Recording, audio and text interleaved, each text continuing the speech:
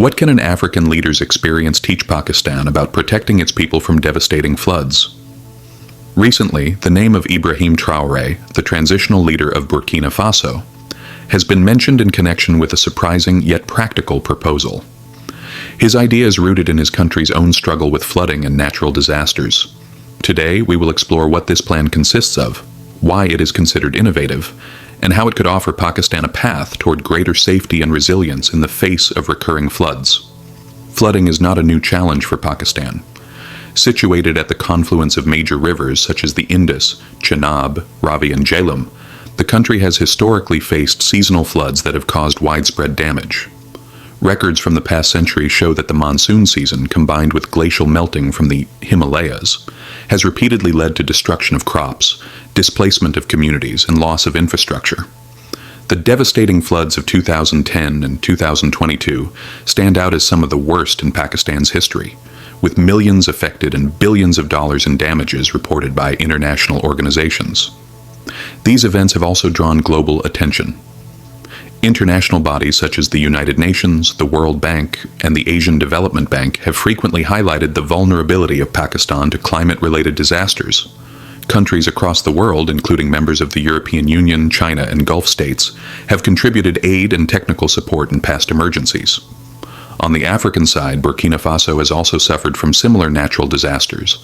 The country, located in West Africa, is landlocked, but experiences intense rainfall events during the wet season.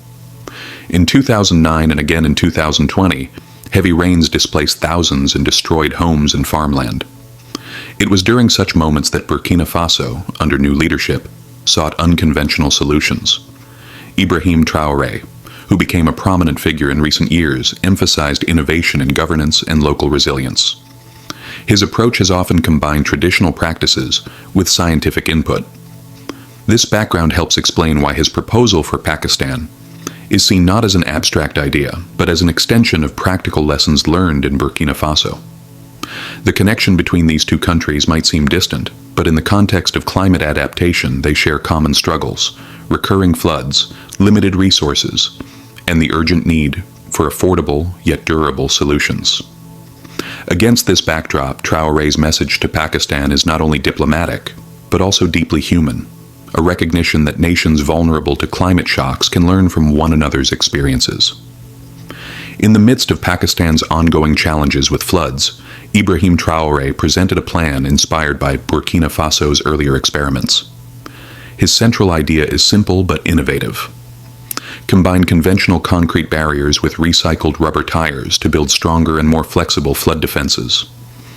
This suggestion came after observations that concrete walls alone often fail under the immense pressure of floodwaters. When water strikes directly, the rigid structure absorbs the full impact and cracks over time.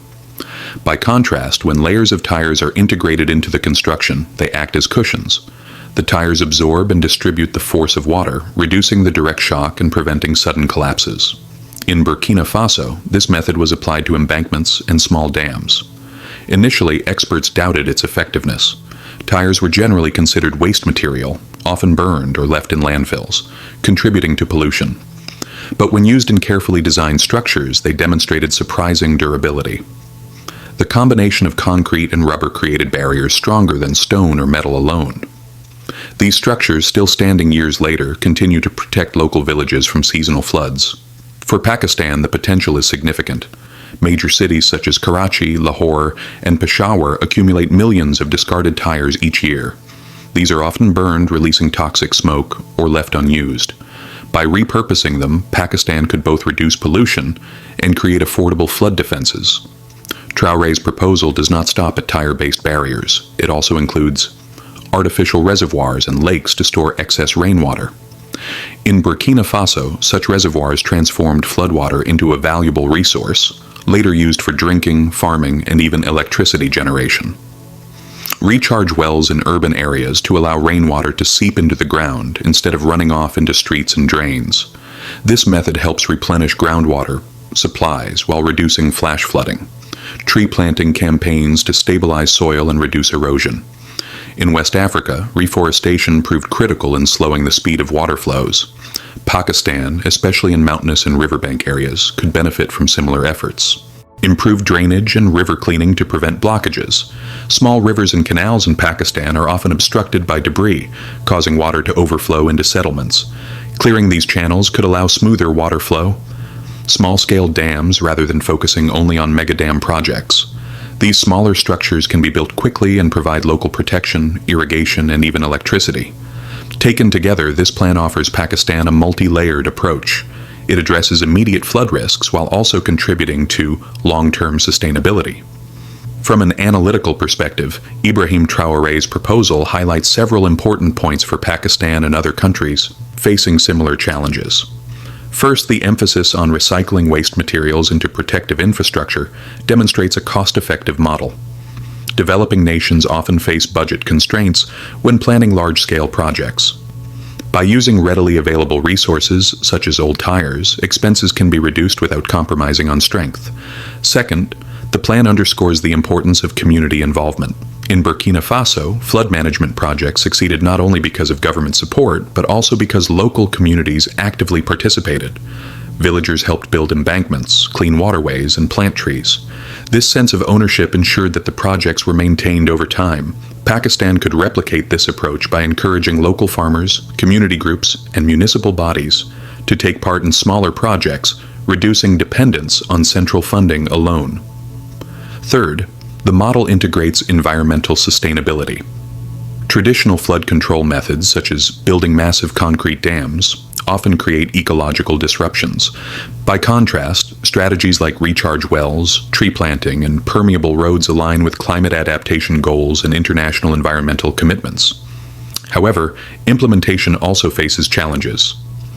Technical expertise is needed to adapt the tire concrete method to Pakistan's larger rivers. Corruption and mismanagement in infrastructure projects have historically slowed progress. Additionally, ensuring that reservoirs, dams, and drainage systems are maintained over the years requires consistent oversight. Diplomatically, the sharing of such ideas reflects a growing trend of South-South cooperation. Instead of relying solely on solutions from wealthier nations, countries in Africa and Asia are exchanging knowledge and strategies suited to their realities. For Pakistan, adopting lessons from Burkina Faso could strengthen solidarity with African nations while diversifying its sources of expertise. Ultimately, the feasibility of this plan will depend on how quickly and effectively Pakistan can integrate these measures into its national disaster management framework. The ideas themselves are practical, but their success will require coordinated action among government institutions, scientists, engineers, and ordinary citizens. Ibrahim Traoré's proposal for Pakistan is more than a technical suggestion. It represents a vision where innovation, recycling, and community involvement come together to reduce the devastation of floods. By learning from Burkina Faso's experience, Pakistan has the opportunity to turn annual disasters into opportunities for resilience and growth. Whether through tire-reinforced barriers, artificial lakes, recharge wells, reforestation, or small dams, the path forward involves both creativity and discipline. It is a reminder that even simple ideas, when applied with commitment, can transform national challenges. The real question remains, how will Pakistan choose to respond? The floods will continue to arrive with each monsoon season, but the extent of their impact may depend on the choices made today. Only the future will reveal whether these proposals can reshape the country's relationship with water and secure a safer tomorrow for its people.